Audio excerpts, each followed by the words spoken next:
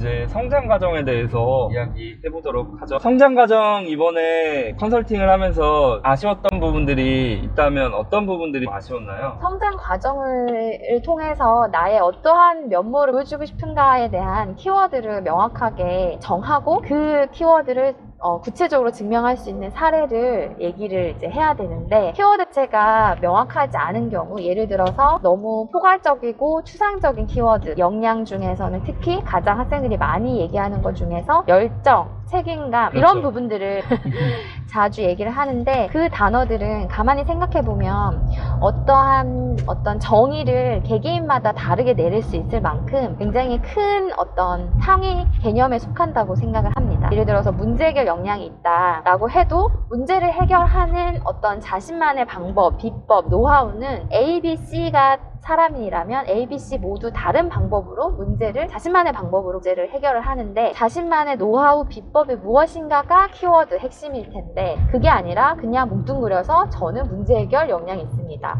라고 얘기를 한다라는 거죠. 그래서 키워드를 분명히 할 것, 내가 성장 과정이라는 호흡을 통해서 나의 어떠한 면모, 그리고 그게 직무랑 연결고리가 있으면 더 좋겠죠. 그래서 그러한 역량에 대한 키워드를 분명히 하고 목표를 가지고 어떠한 관련된 에피소드를 뽑아내야 한다는 걸 제일 먼저 저는 강조해서 말씀드리고 싶습니다.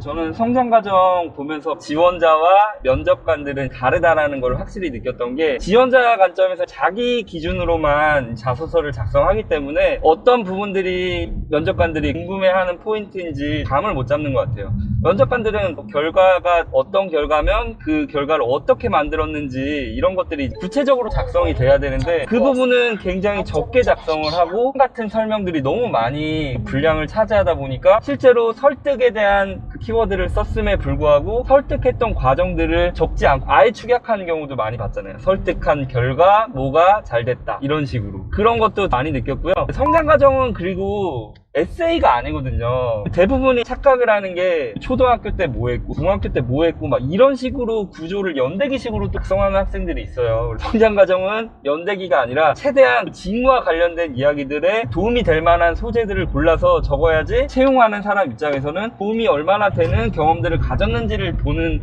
포인트가 있거든요. 근데 그 포인트를 옛날 포인트, 예를 들어서 초등학교 때 이야기를 자꾸 쓰면 그게 지금과는 너무도 다르기 때문에 공감도 하기도 어렵고, 일단 초등학교 이런 얘기들 딱 나올 때부터 자소서를 보기 싫은 게 사실인 것 같아요. 어떤가요?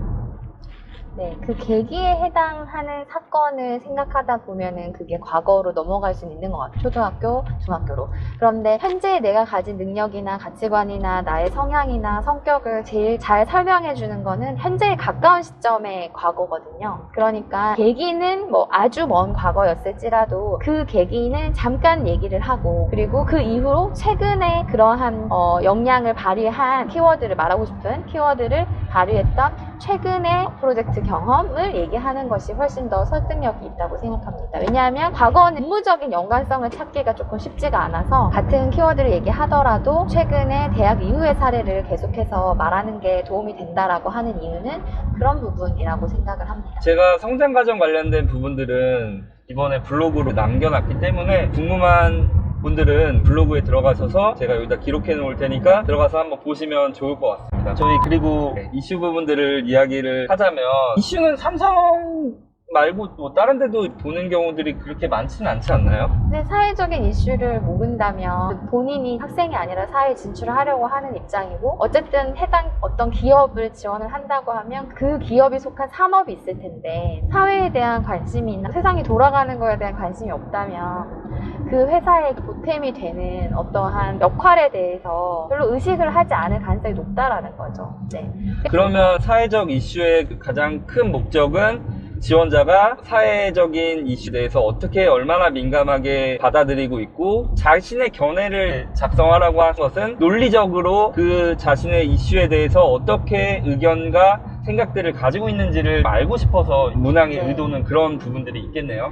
그렇죠. 과거의 자소서의 역사를 보면 과거에는 가정법이라고 해서 이런 상황이 오면 어떻게 하시겠습니까? 라는 걸로 답정려죠. 그렇게 답이 정해져 있는 부분을 물어봤는데, 이제는 그걸만으로는 하도 뻥을 친다라는 걸 알기 때문에 과거의 경험을 통해서 미래를 예측하겠다라는 그런 방법이 동원이 됐고, 이제는 나아가서 그러한 경험마저도 믿을 수 없다. 공식이 있고 어떻게 해야지 그리 되는지를 다 알고 있기 때문에 그런 것보다는 어떤 현상이나 어떤 이슈나 어떤 문제에 대해서 자신의 의견을 얼마나 논리적으로 전개할 수 있고 설득할 수 있는 능력이 있는지를 알아보기 위한 점점 더 업그레이드 되는 거라고 생각을 합니다. 그래서 이슈에 대해서 근거를 적을 때 그 근거가 객관적인 데이터들이 들어가면 더욱더 논리적인 구조가 설득력이 있을 가능성이 크겠네요. 그렇죠.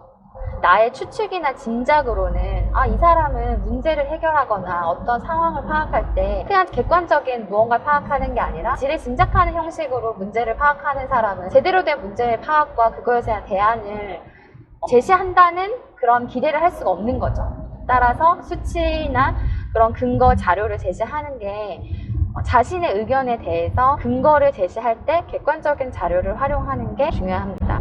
제가 생각했을 때 역할을 나눠서 개인적으로는 내가 어떤 역할을 하겠고 국가적으로 어떻게 막 이런 식으로 구체적으로 더 이야기해 주니까 설득력이 커지는 것 같더라고요. 그렇죠. 우리가 PT 면접 준비할 때에도 마찬가지인데 아주 큰 덩어리에 대해서 내가 모든 관점이나 모든 측면에 대해서 다 설명할 수는 없고 제한된 시간이 있고 글자 수의 한계도 있습니다. 그렇기 때문에 자신이 제일 강조하고 싶은 파트에 대한 세부 측면 그것을 이렇게 나누어서 나는 이 시간에 이 분량에 그 부분에 대해서 말하고 싶다라는 제한을 걸고 그 안에서 나의 주장이나 근거를 제시하는 것이 훨씬 더 객관적이고 논리적이고 합리적이고 설득력이 있다고 볼 수가 있죠. 아무튼 지원 동기, 입사 포부, 성장 과정, 그리고 주요 이슈에 대한 개인의 의견 이렇게 삼성 자소서 문항에 대해서 살펴봤는데요. 네. 마지막 항목은 안 하나요?